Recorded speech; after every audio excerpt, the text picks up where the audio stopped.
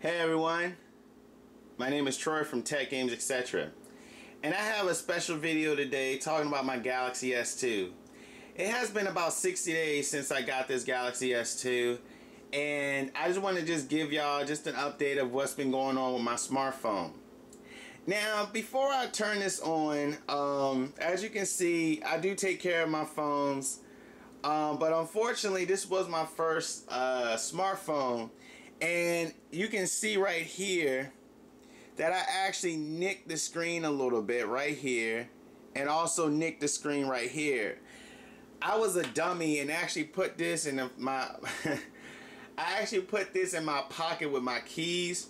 And also I work in a very I work in an environment where I thought well, let me protect it better by putting this in a plastic bag. And I think some of the heat from the phone actually messed up my screen, because this could be a smudge.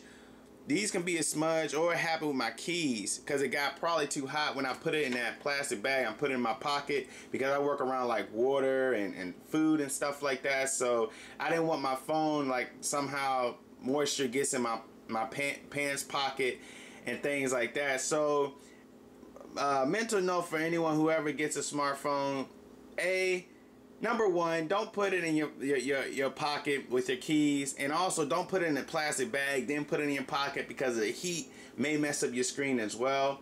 But overall, my screen is in pretty good shape. It's just a little bit smudgy because I was wiping it with my shirt in between takes, but it's pretty much fine. So let's go ahead and just turn this on for 1 minute. Now, as you can see, I have security measures.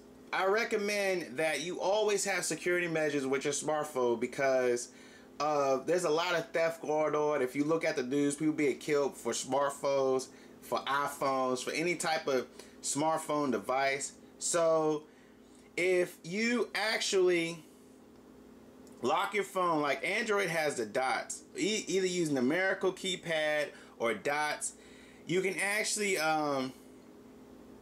draw your pattern. Now with the dots, you can draw up to 9, actually up to 4 dots to secure your phone.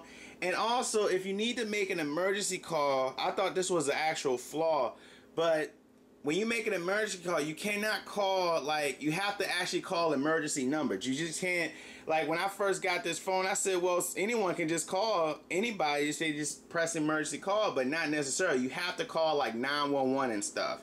If you call any other number outside of emergency number, you can't call out. Now, if you do forget your password, they'll give you 3 chances. If you do forget your password, you can actually send an email, have an email being sent to your email address about your password and resetting your password, which is really good. So also with the dots, you can do it in your settings where if you draw the line that you're drawing can actually be invisible. See, when I draw, you don't see the line being drawn. But when you let go, it just confirms that your password has been entered correctly or incorrectly. So I'm going to go ahead and enter my password. Now it's unlocked.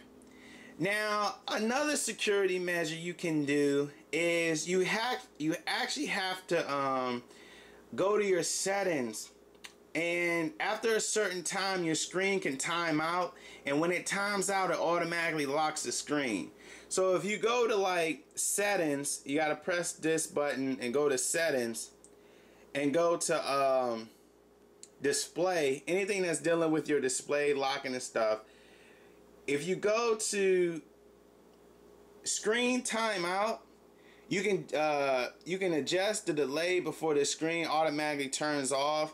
With me, for the sake of this video, I kept it on longer, but normally I keep it on 15 seconds. After 15 seconds, your screen is going to turn off and it's going to automatically lock. Me personally, again, adding that level of security, if the screen times out in 15 minutes, right now I have it set for 10 minutes for the sake of the video, but if it turns off, it'll automatically lock. And so when you press the button over here, again, you have to put in your password. Security measures are top notch for me.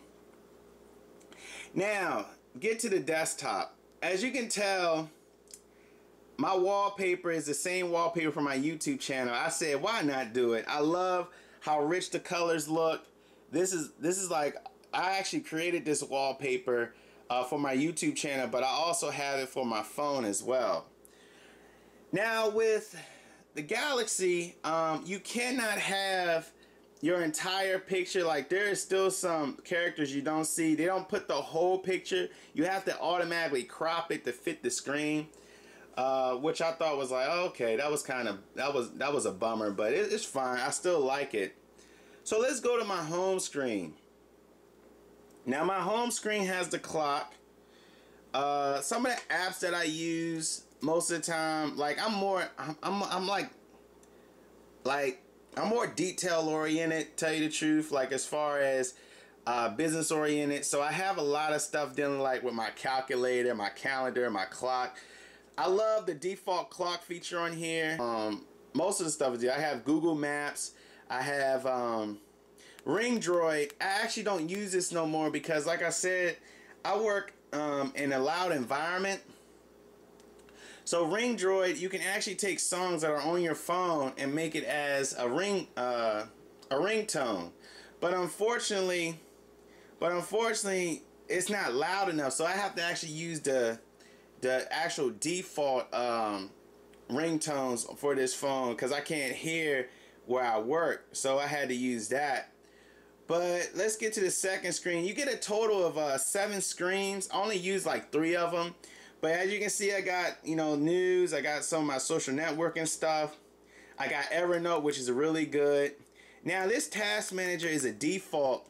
It came in installed on the Galaxy. And why this is good, if you press it and go over here to active applications, if you have any active applications running, it's like a task killer, and I like that. So you just press exit all, and it just kills all your open applications that are running, all the applications that are running. I got Instagram. ESPN has a good app.